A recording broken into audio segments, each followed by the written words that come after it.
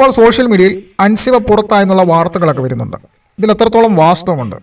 കാരണം unofficial voting സൈറ്റുകളൊന്നും Ansiba danger സോണിലല്ല, സേഫായ സോണിൽ തന്നെയാണ് ഇതുവരെ നിൽക്കുന്നത്. അതുപോലെ യൂട്യൂബ് പോളുകളായിക്കൊള്ളട്ടെ, അൻസിബയുടെ സ്ഥാനം എപ്പോഴും സുരക്ഷിതം തന്നെയാണ്. വാഴകളുടെ രാജാവ് അൻസിബയ്ക്ക് കട്ടൽ റാണി എന്ന് പേരൊക്കെ ഇട്ടിട്ടുണ്ട്. പക്ഷേ അൻസിബയുടെ ഗെയിമിനെ ഇഷ്ടപ്പെടുന്ന ഒരുപാട് പ്രേക്ഷകരുണ്ട്. അൻസിബയെ ലാലേട്ടനെടുത്ത് കുടയുന്ന എപ്പിസോഡിന് ശേഷം അൻസിബയ്ക്ക് വൻതോതിലുള്ള വോട്ട് വർധന ഉണ്ടായിക്കൊണ്ടിരിക്കുകയായിരുന്നു. അത്യാവശ്യം പവർഫുള്ളായിട്ടുള്ള ഒരു ലേഡി കണ്ടസ്റ്റൻ്റ് തന്നെയാണ്. അതുപോലെ പ്രേക്ഷകർക്ക് വളരെ ഇഷ്ടപ്പെടുന്ന ഒരു കണ്ടസ്റ്റൻ്റും കൂടാണ്. അതായത് അടക്കം ഒതുക്കമൊക്കെ ഒരു പെൺകുട്ടി എന്നൊക്കെയുള്ള കമൻറ്റുകളൊക്കെ ഒരുപാട് അൻസിബയ്ക്ക് വരാറുണ്ട്.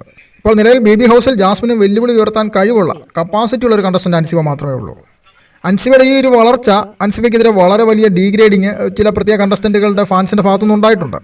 പക്ഷേ അതൊന്നും തന്നെ അൻസിബയുടെ വോട്ട് കുറയ്ക്കാനുള്ള സാധ്യതകളൊന്നുമില്ല. ഇപ്പോൾ പല റിവേഴ്സും അൻസിബ ടോപ്പ് 5 വരുമെന്നും വേണ്ടി വന്നാൽ ടൈറ്റിൽ വിന്നർ വരെ ആകാൻ കപ്പാസിറ്റിയുള്ള കണ്ടസ്റ്റൻ്റ് എന്നാണ് അവരുടെ അഭിപ്രായം. പലവട്ടം നോമിനേഷൻ വന്നതാണെങ്കിലും വളരെ സേഫായിട്ട് തന്നെ അൻസിബ അതിൽ നിന്നൊക്കെ ഊരിപ്പോന്നിട്ടുണ്ട്. അതുകൊണ്ട് വളരെയധികം പ്രേക്ഷക പിന്തുണയുള്ള ഒരു കണ്ടസ്റ്റൻ്റാണ് അൻസിബ പുറത്തായി എന്നൊക്കെയുള്ള അൺഒഫീഷ്യൽ വാർത്തകൾ സത്യസന്ധത ഉണ്ടോ എന്നറിയത്തില്ല. ഷൂട്ടിംഗ് പൂർത്തിയായി കഴിഞ്ഞാൽ മാത്രമേ നമുക്ക് ആ ഇൻഫർമേഷൻ ലഭിക്കത്തുള്ളൂ. പക്ഷേ ഇതുവരെ അൻസിബ പുറത്തായെന്നുള്ള യാതൊരു ഇൻഫർമേഷനും കിട്ടിയിട്ടില്ല.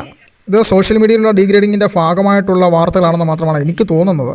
ഏതായാലും ഇന്നത്തെ എപ്പിസോഡിൽ എവിക്ഷൻ നടന്നിട്ടുണ്ടെങ്കിൽ നമുക്ക് ഏകദേശം 1 മണിക്കൂർ 2 മണിക്കൂർ കഴിയുമ്പോൾ അതിൻ്റെ ഇൻഫർമേഷൻ ലഭിക്കും.